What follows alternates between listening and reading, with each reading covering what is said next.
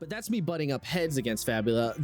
From the misunderstanding angle of Fabula, a major misunderstanding I have is what constitutes a conflict and what doesn't, and why that actually matters. So I was under the impression, based on the very beginning of the conflict chapter in Fabula Ultima, that a conflict is kind of just any scene where it's like the tension is high, we are tracking things on a more moment by moment basis, and we need to be more granular with, what's happening. That's not actually the case, because the reason I thought this is that the beginning of the chapter says all of the following might make good conflicts, and then it lists out a couple bullet points. It says a chase scene amidst.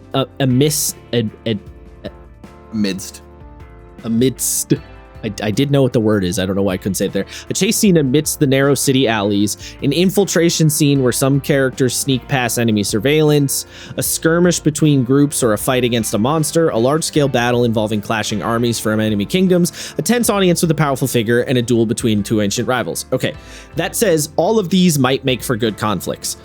That list made me think, okay, so anything that's like that is a conflict. That's not actually what the game is saying. What the game is saying is these situations could be conflicts, but are not always conflicts. Mm-hmm. A conflict, mechanically speaking, in Fabula, is only when initiative is rolled.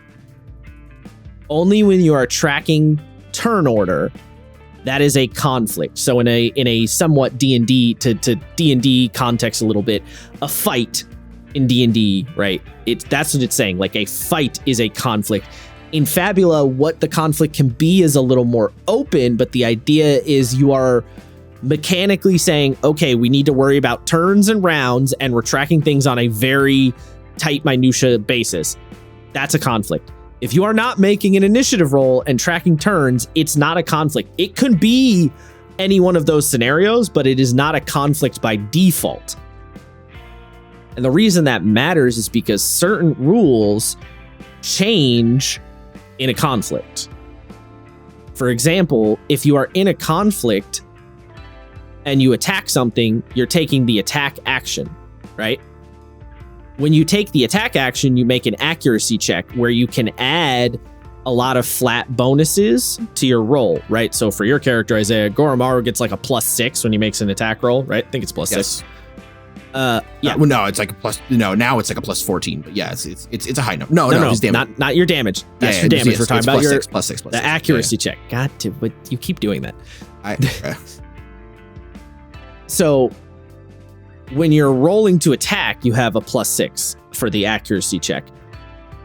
That is the attack action, which you can only make in a conflict. If you are not in a conflict scene and you attack somebody with your sword, that's just a normal check, which just means you would roll your dex plus might, or in your case, your dex plus dex, whatever your weapon's like stat roll is. You only roll that like a normal check because you're not in a conflict, so it's not an accuracy check. And the reason that matters is because mathematically, that +6 is very powerful in terms of the math, in terms of what you need to beat in Fabula for checks. That +6 makes it so that Goro's like never gonna fail a basic standard check. The reason that's okay in a conflict scene is because a conflict scene, we're tracking health bars, turn orders, debuffs, right? We're tracking all the minutia stuff. So Goro successfully attacking a bunch of times in a row is whittling away at something's health. Whereas if you could just solve the problem with a single roll, that +6 is going to throw the math and throw the system out of whack. Another example is the way teamwork works, right? If you're making a group check and you're not in a conflict, the supporting characters have to roll to see if their help is actually helpful. In a conflict, they don't have to roll, but they have to burn their turn, right? They have to burn their action for the round. So the payment being made to assist the leader character in a conflict is your turn. The payment being made to assist the leader character out of a conflict is you have to also make a check to see if you can help or not. That's a big deal, because if you aren't tracking turns and then you don't need to make a check, that means you could just give each other +4s for free all day long with no penalty of any kind, right? Mm-hmm. And that's going to throw the math out of whack again, because the game is not assuming that you can just freely throw around those +4s, no big deal, because that's like kind of a lot. So, and if every character, especially because you guys all have your bonds up to 3 with each other, if one player goes and all 3 of the characters help them, they're getting a +12. Obviously, the +12 is not intended. Right. And like, here's the thing. I get that. I do. And I understand the reasoning behind it. But I also feel like, I don't know, maybe it just feels like we're farther along in the game than we are. But like, I almost feel like Goro shouldn't be failing a basic D10 check to swing sword. You know what I mean? Well, the idea is that if you're making a normal check outside of a conflict, it's not just a situation of swing sword. There's probably something else going on there fictionally. Like, it's not, essentially, you're not just putting your full attention on attacking, right? There's probably a little more to it than that. If I'm asking you to swing your weapon outside of a conflict, there's some sort of context that makes it that not using the accuracy check probably makes sense, or the chance of failure being a little bit higher makes sense. I get what you're saying. By the way, we're like 25 sessions in. Fair enough. I get what you're saying. I still kind of hold my stance that like, at that, like, it shouldn't feel like this thing that a character specializes in, has devoted their life to, and is like presumably an expert at. There's just a situation where you're not going to fail a standard D10. Now you can bump the difficulty, and that would sort of be like, oh, okay, you are really good at this thing, but that's now why the difficulty is higher, right? Even for someone like you, this is difficult. That goes into what the game talks about of like just letting you have it. Yeah. Right? Like, if it's a situation where it's not a conflict, but Goro is attacking something with his sword, but there's no outstanding circumstances that is really resisting him very much, or the resistance is minor, then the game basically says, I should just give it to you and just let you do it, no roll required. Right? That's the idea, is that you acknowledge what Fabula wants you to do. This is what Fabula has in lieu of the skill system, right?